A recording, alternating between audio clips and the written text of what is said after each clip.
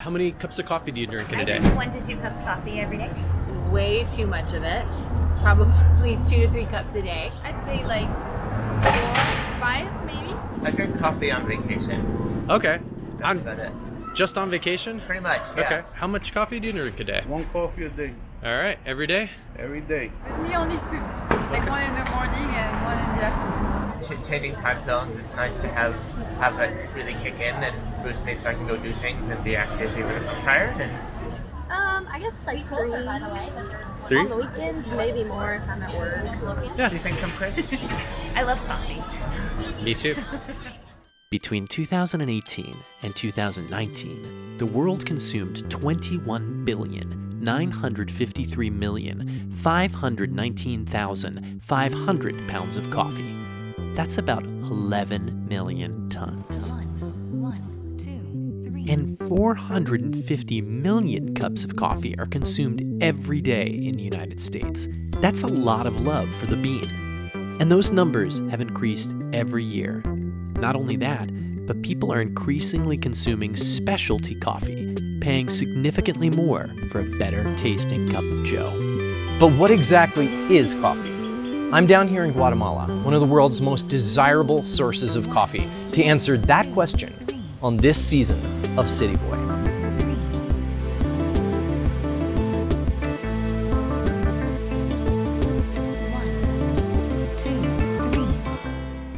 For those of you that are new to City Boy, my name's Matt.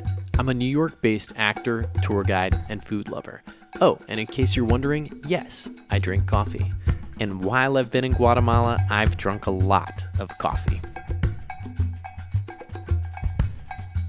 During my trip, I learned about how it's grown, what differentiates good coffee from bad coffee, its effects on the Guatemalan economy, and how it's changing the environment. I've got so much to share with you over the next few weeks. I'll even be following some beans from Guatemala back to New York City. But today, let's start with the plant. When you think of coffee, you probably think of beans. But long before it became a bean, it started out as something like this. That's a coffee plant, and you'll find coffee cherries on it. It turns out they're really tasty, too. Oh my God, that's good. There are over 100 species of coffee plants in the world, but so far we only use a few. Robusta, Liberica, and the darling of the coffee world, Arabica, which most coffee professionals consider to be the highest in quality by far. Wow. Still, in recent years, there are those who have begun to question this assumption and are trying to cultivate higher quality varieties of Robusta and Liberica. Time will tell if they succeed. Coffee is said to have originated in Ethiopia, unless you ask Yemen. Or Uganda. It was discovered somewhere between the 3rd and 10th century, so we're really guessing at this point. Ethiopia has a cute origin story about a goat herder named Kaldi, who accidentally discovered coffee when his goats started jumping around after eating some berries from a mysterious plant. Kaldi tried the berries and he found them to be delicious and invigorating and excitedly brought them back to the Islamic monks in a nearby Sufi monastery. But they disapproved of Kaldi's devil berries and threw them into the fire. Only when they smelled the delicious aroma did they decide to rescue the mysterious fruit and grind it up into a beverage so that everyone could try it. Is it true? Probably not. Historians think Ethiopians were probably chewing on beans for years before they became a beverage.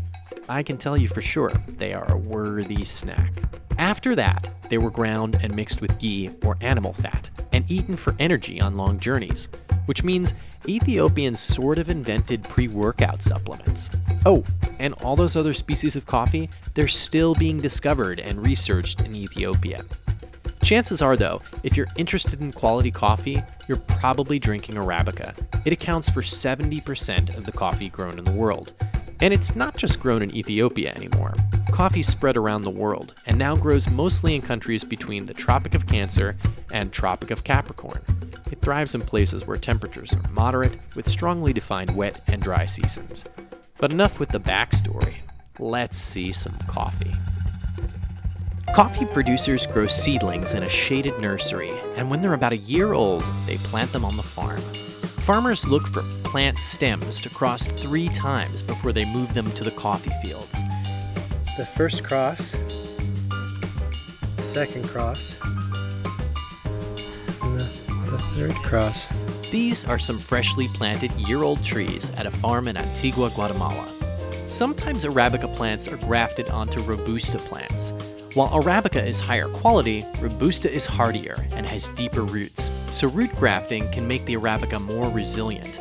It takes about 3 years for a tree to start producing fruit, but it may be closer to 5 years before the fruit produces flavors worthy of picking. Before the berries show up, the plant produces flowers, usually about 2 weeks after the year's first rainfall. About a month after the flowers bloom, their petals fall off, leaving behind a carpel or baby cherry. It takes about 9 months for that cherry to grow and ripen to the point where it's ready to be picked. But coffee cherries don't all ripen at the same time, which is one of the reasons they're hand-picked in Guatemala. That and the often hilly landscape. I visited farms all over Guatemala, including the award-winning Finca El Injerto in Huehuetenango. This is my friend Luis. He's the general manager. And today, he's showing me the difference between a coffee cherry that's ripe and one that's not ready to be picked.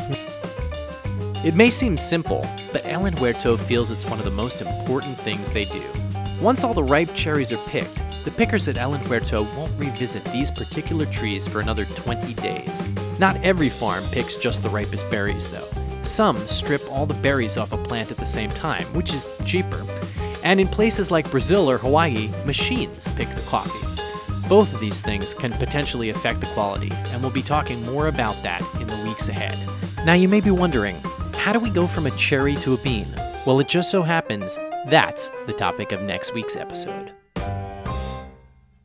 On our next episode of City Boy, I'll be visiting Antigua, perhaps one of the most well-known coffee origins in Guatemala, to visit one of the country's largest coffee mills and learn how a cherry becomes a bean.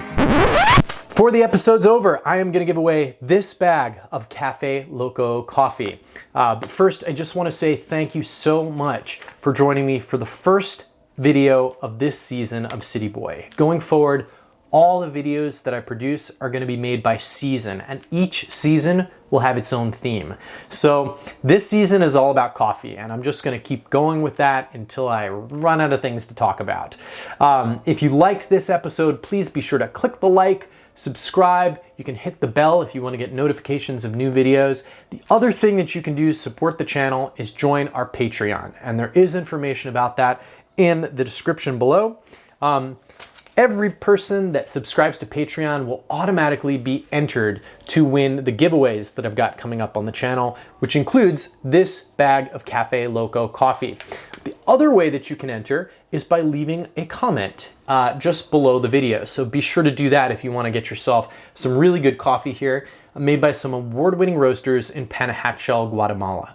The other great thing about Patreon is it just winds up giving me a little bit extra capital to keep things going, to get great guests, to continue to travel to places, and produce videos like this for you. I've got so much great content coming up for people on YouTube, but I've also got some behind the scenes or unseen video that's going to be released just on Patreon. So be sure to get over there and you can subscribe to get yourself in on some of that stuff.